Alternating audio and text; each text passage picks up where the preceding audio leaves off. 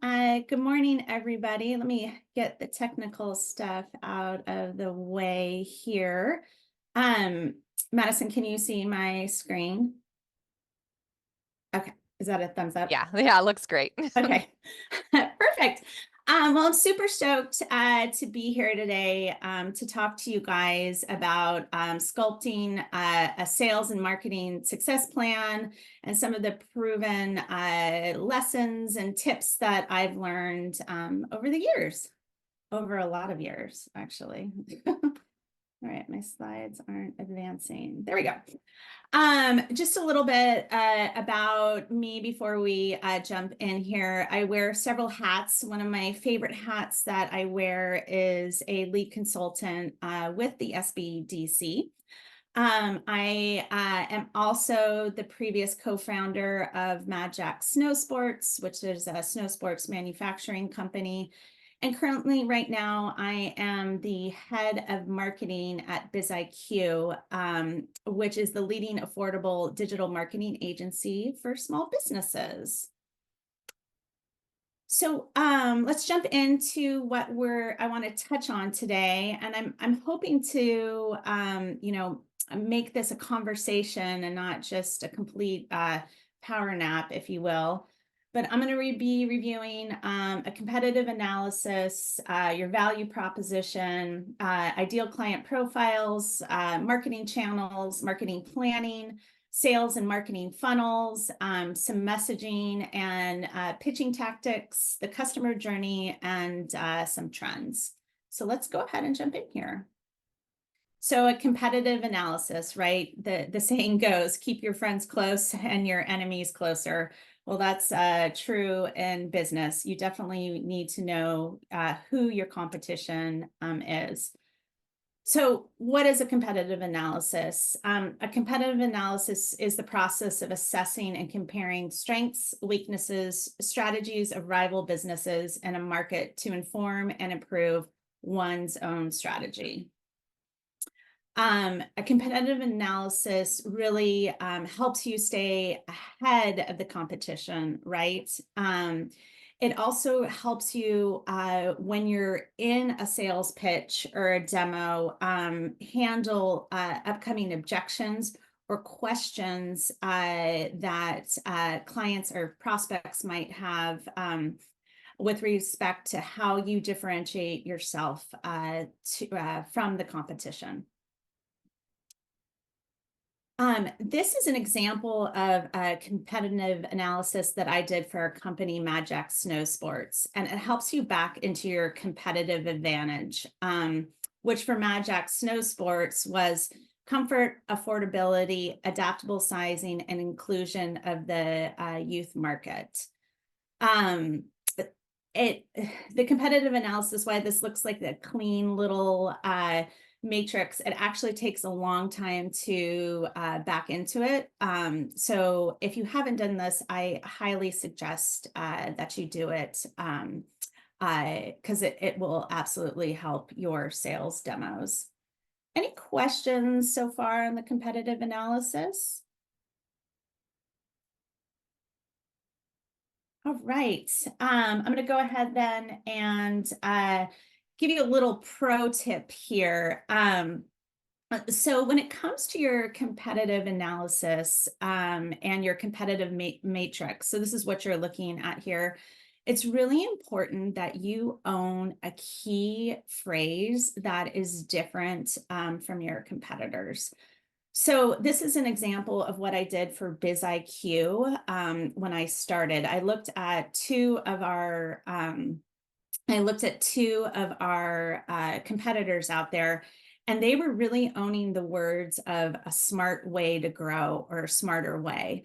So I didn't want to use those words, right? So when I was developing kind of our value proposition, I leaned into BizIQ as the leading affordable digital marketing agencies for small business. I stayed away from our value proposition from smarter because my competitors were doing that. Make sense? I'm going to jump in real quick. Looks like we have a question in the Q&A. How did you gather info for your competitive analysis? Was it secondary data or primary data? That is a great question, both. So, right, it's a lot of time, a lot of Google searching for Mad Jack Snowsports, or for the snowsports industry. There's a greater member organization that gathers data. So it was a compilation of both. Did that answer your question? I'll let you know if there's any follow-up. Thank you. Okay. Thanks, Madison. Mhm. A must read, and this is an oldie but a goodie, guys, is the 22 Immutable Laws of Marketing. It's aged for sure, but it really, the first 3 chapters really set the stage for setting yourself, well, what's the best way to say this? For setting yourself apart from your competition. It's like takes an hour and a half to read. Highly recommend it. All right, so I started to talk about this a little bit, but let's talk about a value proposition. It's your one sentence of gold, and it really is important for any of your sales and marketing messaging. So when it comes to building a value proposition, I wanted to give you guys this little tip. This is a Mad Lib that I use to start building your competition. So it's our insert product and services, helps, insert your customer segment, who want to get jobs done, insert, by, put in a verb, and a customer pain point, insert another verb, and then talk about your customer gains. So this is a good way to kind of jumpstart this. Here's the value proposition that we had for Mad Jack Snowsports. Mad Jack's Ford skiers, the comfort of a snowboard boot married with the performance of a ski boot at a price point that is on average 1/3 less than a traditional alpine boot through a simple patented device. So you always want to have this concise phrase. So, when you're in an elevator and someone asks you what you do or what your company does, you nail it in 30 seconds or less. Any questions on building a value proposition? All right, let's go ahead and move on here. This next section that I have here is understanding who your ideal client profile is, or your target market. These are your customers, guys. And for any of you that have worked with me before, I like to use the analogy that your ideal client profile is a duck, right? And there's many types of ducks. You're going to have different types of ideal client profiles. Just like you have different types of ducks that live in a pond. And as you know these ducks and how they differentiate, it's going to help you to understand how to message them and what marketing channels you want to use to reach them. So how do you build out your ducks or your customer profiles, or in this case, your personas? Well, you want to look at things like demographics, age, gender, location, income level, psychographics. What are their interests? What do they like to do on a Sunday? And then their buying motivations. And you really want to spend some time thinking about your ducks and documenting these, especially for anybody who is leading a marketing team or a sales department, right? This becomes part of the foundation of what you give your team to understand who they're selling to, essentially. So here's an example, pardon me, of some of our ducks for Mad Jack Snowsports. Our ducks are here on the left, right? They are the family, they are the all mountain skier, right? They're there to enjoy a day on the slopes. They are not this guy on the right who is clearly bombing down the hill. So it was really important for us when we were advertising and attracting customers, that we were speaking to the people on the left, not the people on the right. Now, when it comes to BizIQ and our ducks there, We are talking to folks who own their own businesses, right? Small businesses. They're probably a plumber, a restaurant owner. If they're in the services industry, maybe they're a lawyer or a doctor. They're not these knuckleheads on the right, right? So our messaging that we tailor is to this very specific duck. Any questions on your ideal client profile and building those out? Looks like we're good there. So I'm going to go ahead and segue into marketing channels and planning. So back to our ducks, guys. I like to use this analogy when looking at marketing channels. So your little ducks, right? Your ideal client profiles, they live in a pond, and these streams feed into the pond to reach the duck. This is how you want to think about your marketing ecosystem. So you look here at the right?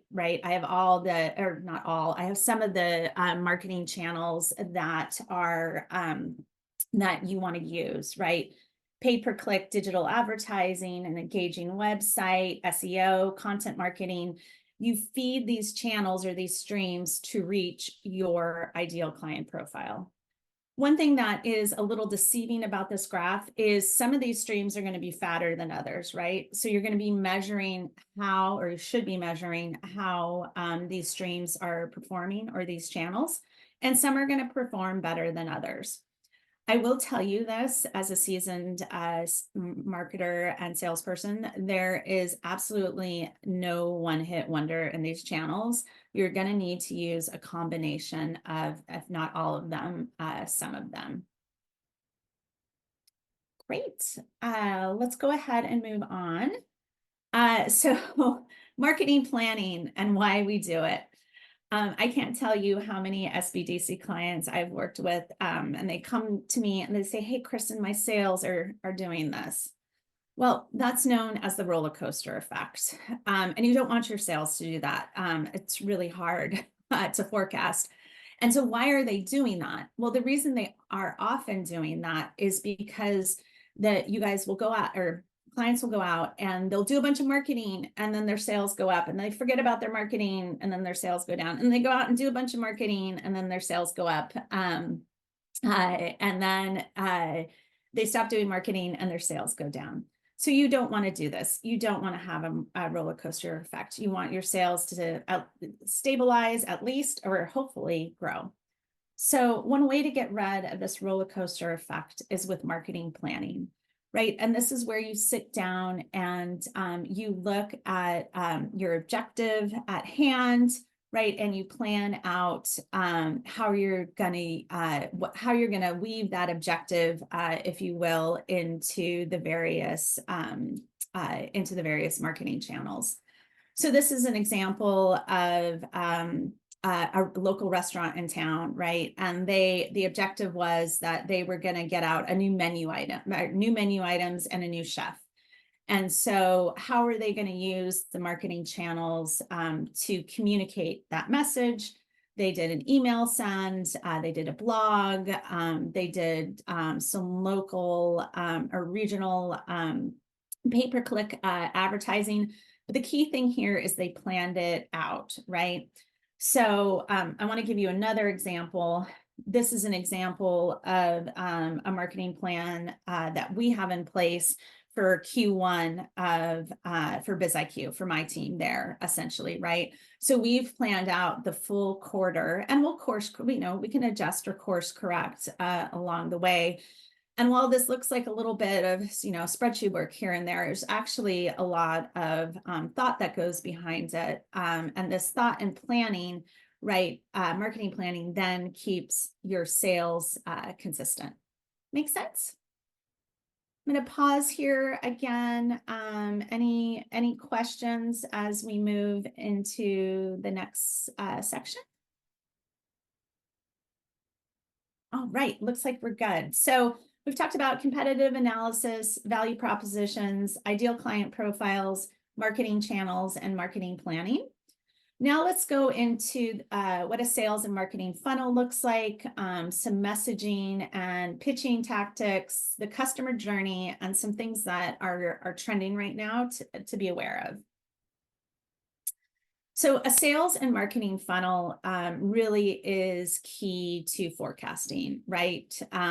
It helps you to understand what's coming in at the top, and then essentially what sales are going to come out at the bottom.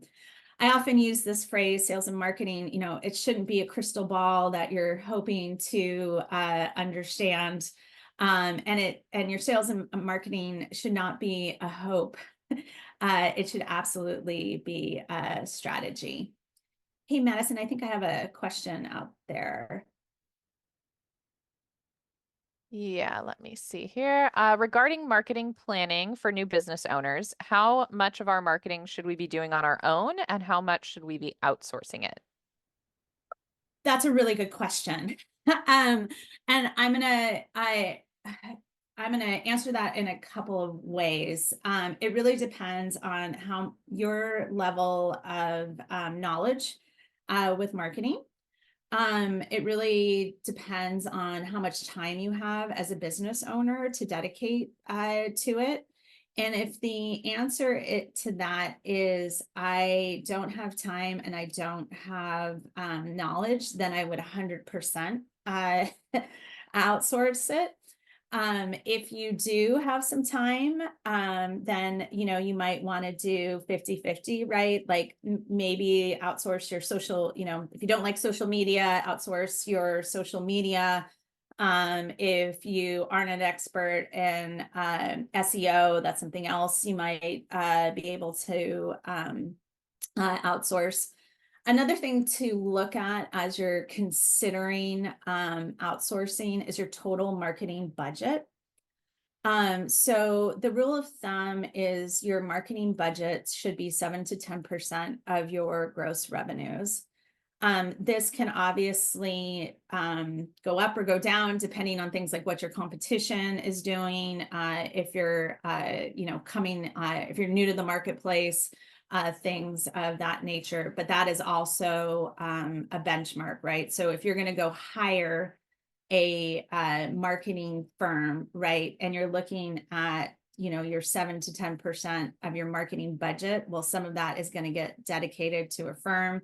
And on top of that, there's going to be likely spend associated with that, potentially in social ads, for example. Great, thank you. I'll let you know if there's any follow-up questions. Okay, sounds fantastic. All right, so great question, by the way. So let's go in and talk about a sales and marketing funnel here. So here's an example of kind of what I would say is your a typical sales and marketing funnel, right? You have a leads come in, right? These are the warm bodies that you have, your database, you're collecting business cards, you're scraping or purchasing contact lists, things of that nature. They then move into what is called a marketing qualified lead, right? So these are people that have raised their hands and have shown interest in your service offering or product, right? Maybe they've completed a form fill on your website. Maybe they've, engaged with, over 3 pieces of content.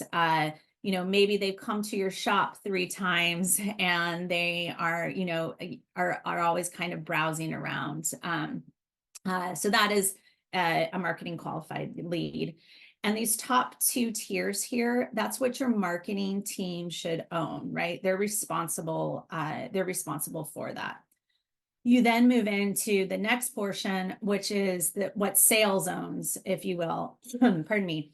So it's next, after the marketing qualified lead, you move into a sales qualified lead. So this is when sales takes this lead, they say, yep, marketing, it's good.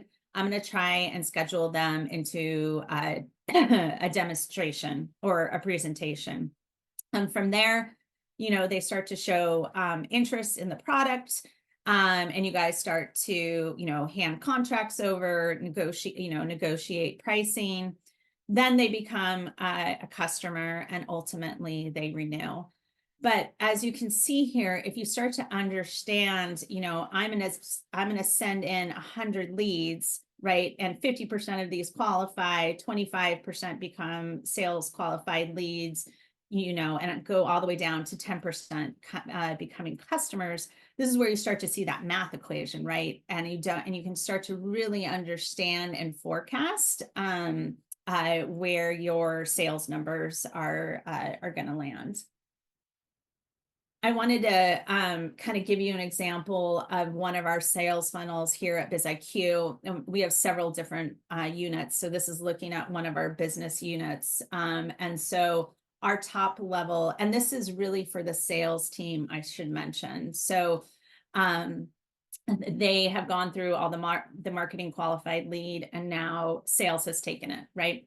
And so they're doing a discovery, gathering information. This is the biggest part of our pipeline. They then move into pitch negotiated, and then the contract's out, right? They're awaiting a decision.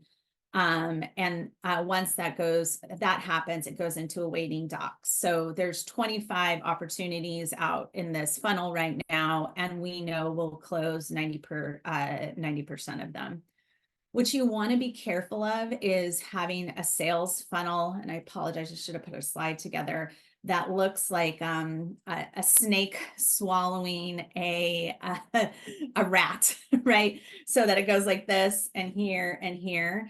That means you have problems, folks. You want to definitely make sure that your funnel looks like a funnel. Madison, I can see I have another question. Yes. So the question is, for a scenario where a product is sold to businesses, which then give it out to the end users, where should we focus marketing efforts? Should we also be marketing to the end user? Absolutely. So if I'm understanding this question correctly, you have a product that you sell to a business, and then the business sells it to the consumer. You absolutely want to be marketing. You have to market to both, right? You have to market to, especially if the business that you're selling to isn't going to market to your client. So you get to have two, if you will, ducks there, right? You've got your duck that is the business, and the duck that is the consumer. Great. Thank you. I'll keep an eye for any follow-up. Okay, sounds good. You might also want to, depending on what you are selling, you might also want to think about doing some direct to consumer sales as well too, and happy to have a conversation about that. All right. The next thing I wanted to share with you guys is kind of the art form that I've learned over the years for messaging and pitching. And I'm going to actually read you an example that I drafted for our CEO at BizIQ, we were putting together a YouTube video for advertisement. So the hook, and that's the first thing, you want to always have a hook that we had was this. Have you ever wished you hired a marketing expert but don't have the budget? What if I told you there was a way to have 5 marketing experts all working on your company's marketing every month and doing it for under $800 a month? I know that sounds crazy, but we can help. So that was our hook. You then move into a soft CTA, or call to action. So I'm going to pretend I'm my boss here because I wrote this for him. My name is Ryan Russell. I'm the CEO and co-founder of BizIQ. I want to share with you a completely new way to think about your marketing. We've helped over 5,000 companies get super smart and stretch their marketing dollars at the same time, save themselves over 20 hours of work or marketing. Sorry, let me start that over. My name is Ryan Russell, CEO and co-founder of BizIQ. I want to share with you a completely new way to think about your marketing. We have helped over 5,000 companies get super smart and stretch their marketing dollars at the same time, save themselves over 20 hours a week of work. Right? So that's the soft CTA. The next thing you want to do is then educate, right? So you've caught their attention, you've given them a call to action. Now let's educate them a little. You've got them hooked. Since 2012, we have refined the process of generating results for small business owners with our smart, affordable marketing framework. We would like to offer you a free marketing analysis and review the 5 key pillars needed for lead generation: your Google business profile, your website, SEO on your website, local directories, and reputation, right? So we're educating what they're going to get when they sign up for the marketing analysis. The next thing you want to do is create some urgency here, right? So and we had a little more in the script, so I'm not going to read through the whole thing, but you'll get the general gist. So the urgency that we said was this: for every month that goes by that your marketing is not dialed in, you're leaving money on the table and losing customers, right? You want to create urgency, you want to hit on a nerve right there, and that was our nerve. And then last, you do a final call to action. This was ours: stop being invisible online. Click the button on the screen for your free marketing analysis with one of our experts. We look forward to partnering with you and helping you grow your business. So hopefully you see how you weave that messaging from a hook to a soft CTA to an educate to another CTA, and then you can create urgency. So I always kind of have this up whenever I'm doing any sort of pitching or messaging, so that I'm following this formula. Any questions there? Alrighty, let's go into something that I feel is really important, which is the customer journey, right? Once you get that customer into the funnel, how do you graduate them, right? What is that next product you're selling them, or that next service that you're offering them, right? This is really how you can experience some growth with your company, right? You bring them in, and then you graduate them. So let me give you an example of what we do at BizIQ. So this is our customer journey. People enter that funnel through a Google business profile that we set up, right? So the small business owner comes to us, they're a plumber, they know they need to be found on Google. They have maybe some sense of a Google business profile, maybe not.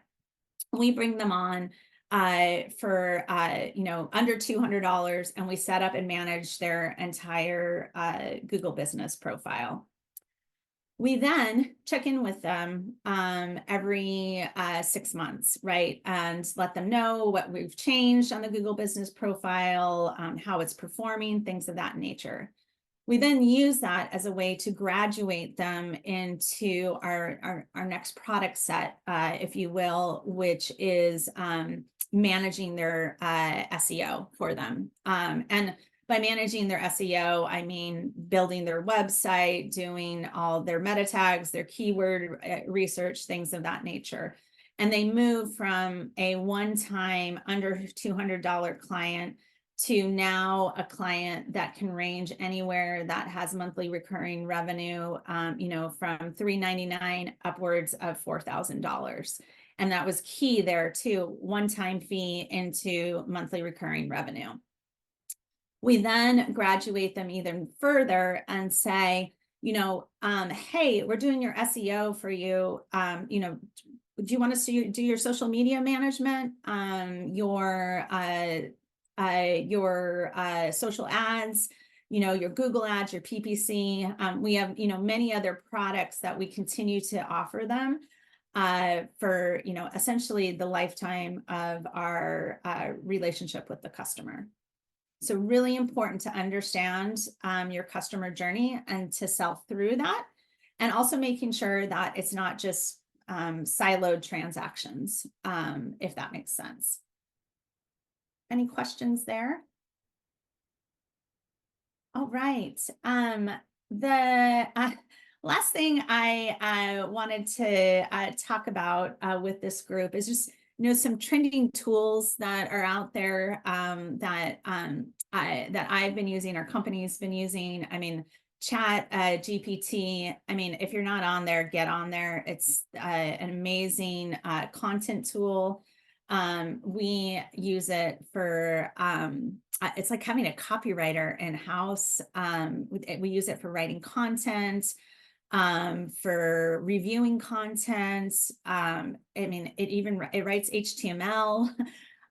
So, for some of those small business owners that are out there, it can really help you. For example, if you need to publish a newsletter, or you need to publish a blog, or you're looking for some social media posts and you can't think of anything, it will produce it for you, and produce it well, and then you can go in and give it your final touches if you need. Another thing that we're seeing out in the marketplace, and this is one company that is an example, is WooSender.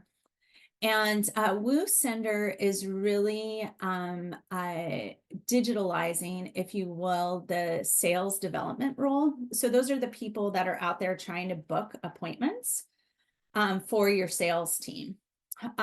So the way this particular AI tool works is, let's say I'm going to use an example from BizIQ. A form fill comes in from Facebook. Somebody's raised their hand, they're a marketing qualified lead, and they're interested in getting a meeting together with one of our reps.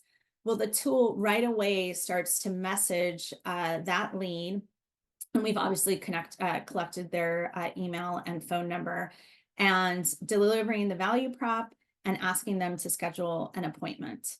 And this all happens with AI. So appointments get scheduled, or value props get delivered, appointment gets scheduled, and the sales rep walks into a full calendar. So it's pretty amazing stuff. TikTok, yeah. For those of you, and I was one of them for a while, ignored it. You gotta be on it. I know, yes, it's another social media platform. I used to, when I looked way back when you were looking at your ducks, if you were 35 plus, you weren't on TikTok. Everybody's on TikTok now. So you want to make sure you are publishing on there with some frequency. And then the last thing I'll mention is Google Business Profile. And you heard me talk about that earlier. It's almost becoming as important as your website with respect to search engine optimization, right? So you want to make sure you have that Google Business Profile present. You want to make sure that you're monitoring it, right? Changing your hours of operation. You want to make sure you're getting reviews. You need a minimum of 39 reviews out there, a minimum of 11 pictures, and you want to be posting there as well too. Google's giving the profile a lot more attention than they used to. Well, guys, that brought us to the end of the presentation. I hope you got some tips and tricks of the trade, and I'm happy to answer any other questions that might be out there.